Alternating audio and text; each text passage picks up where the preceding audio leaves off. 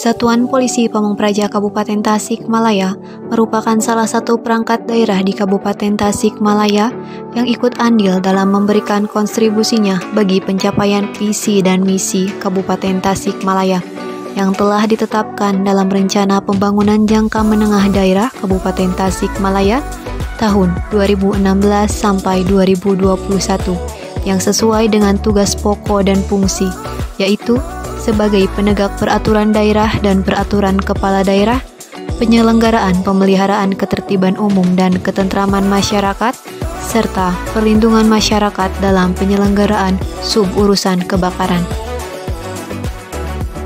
Berdasarkan Peraturan Bupati Tasikmalaya Nomor 7 Tahun 2019 tentang kedudukan, susunan organisasi, tugas dan fungsi perangkat daerah dalam pasal 30 disebutkan bahwa susunan organisasi Satuan Polisi Pamong Praja terdiri atas A. Kepala Satuan Polisi Pamong Praja, B. Sekretariat, terdiri atas 1. Subbagian Perencanaan, Evaluasi dan Pelaporan, 2. Subbagian Umum dan Kepegawaian, 3. Subbagian Keuangan, C. Bidang Ketertiban Umum dan Ketentraman Masyarakat, terdiri atas 1. Seksi Ketertiban Umum dan Kerjasama, 2. Seksi Operasi dan Pengendalian, D. Bidang Penegakan Peraturan Daerah, terdiri atas 1. Seksi Penyelidikan dan Penyidikan, 2. Seksi Pembinaan, Pengawasan dan Pengaduan, E. Bidang Sumber Daya Aparatur dan Perlindungan Masyarakat, terdiri atas 1. Seksi Pengembangan Kapasitas Personil dan Pembinaan Masyarakat, 2. Seksi Perlindungan Masyarakat, F. Bidang Kebakaran dan Penyelamatan, terdiri atas 1. Seksi Pencegahan dan Penyuluhan Kebakaran, 2.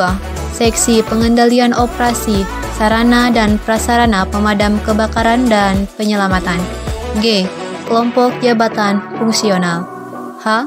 Unit Pelaksana Teknis Daerah. Misi yang memiliki keterkaitan dengan tugas pokok dan fungsi Satuan Polisi Pamong Praja adalah misi ketiga, yaitu mewujudkan tata kelola kepemerintahan yang baik, good governance.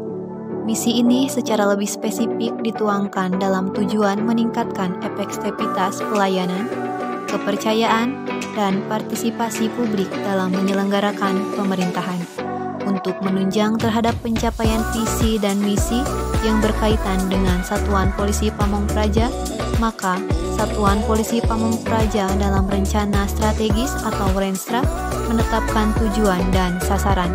Adapun tujuan tersebut adalah meningkatkan pelaksanaan, penyelenggaraan, penegakan peraturan daerah dan peraturan kepala daerah, ketertiban umum dan ketentraman masyarakat, perlindungan masyarakat, serta penanggulangan bencana kebakaran dengan sasaran kondisi Kabupaten Tasikmalaya yang tertib dan tentram. Supaya pencapaian tujuan dan sasaran, maka ditetapkan indikator kinerja utama untuk periode 2016 sampai 2021 yang sudah mengalami beberapa kali perubahan. Berdasarkan tabel tersebut, dapat diketahui bahwa dalam pelayanan ketentraman dan ketertiban umum mendapatkan nilai 100% hingga dapat dikatakan mencapai target yang diharapkan. Hal ini dikarenakan tidak adanya laporan dari masyarakat yang merasa dirugikan dan mengalami cedera pada saat penegakan Perda dan Perkada di wilayah Kabupaten Tasikmalaya. Dengan hasil ini, menggambarkan bahwa setiap kegiatan Satpol PP dalam upaya penegakan Perda dan Perkada berlangsung dengan aman dan tentram, dengan selalu mengedepankan sikap persuasif dan humanis dalam menjalankan tugas. Berdasarkan Peraturan Menteri Pendayagunaan Negara dan Reformasi Birokrasi Republik Indonesia Nomor 53 Tahun 2014 tentang petunjuk teknis perjanjian kinerja, pelaporan kinerja, dan tata cara review atas laporan kinerja instansi pemerintah. Perjanjian kinerja adalah lembar atau dokumen yang berisikan penugasan dari pimpinan instansi yang lebih tinggi kepada pimpinan instansi yang lebih rendah untuk melaksanakan program atau kegiatan yang disertai dengan indikator kinerja. Ujian kinerja 2020 telah ditetapkan sebagai komitmen untuk meningkatkan integritas, akuntabilitas, transparansi, dan kinerja. Untuk mencapai sasaran-sasaran yang ditetapkan pada tahun 2020, Satpol PP mendapatkan alokasi anggaran belanja langsung sebesar Rp3.703.228.500 yang terdiri dari 8 program dan 29 kegiatan. 1. Program pelayanan administrasi perkantoran dengan jumlah anggaran Rp776.687.900.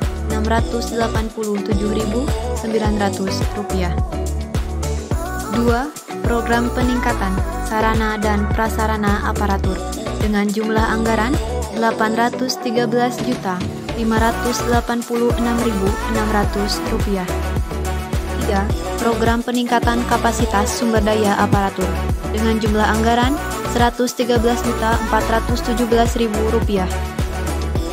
4. Program peningkatan pengembangan sistem pelaporan capaian kinerja dan keuangan dengan jumlah anggaran Rp20 juta. 5. Program peningkatan perencanaan dan penganggaran SKPD dengan jumlah anggaran Rp30 juta. 6.